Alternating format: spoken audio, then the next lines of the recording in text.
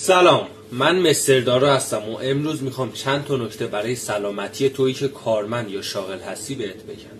اولین نکته تغذیه سالمه و انتخاب یه وعده غذایی مقوی مثل سالاد و میوه‌های فصل و یا غلات مثل برنج قهوه‌ای و یا نان گندم که میتونه انرژی شما رو برای یه روز پرکار تامین کنه.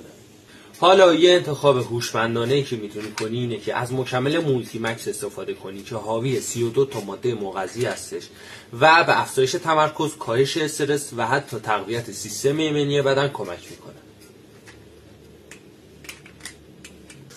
دومین نکته اهمیت فعالیت بدنی کوتاه مدت هستش که شما باید هر 30 تا 45 دقیقه یک بار از پشت میز بلند شید و حرکات کششی مثل حرکات کشش گردن انجام بدید، چون این کار باعث بهبود گردش خون، کم شدن دردهای عضلانی و افزایش تمرکز میشه.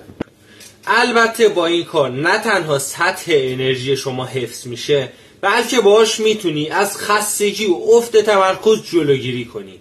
اگه این ویدیو برات مفید بود حتما لایکش کن و حتما سیوش کن و اینکه فالوم کن، چون نکات بیشتری رو بهت داخل استوری ها و پست های بعدی گفتم.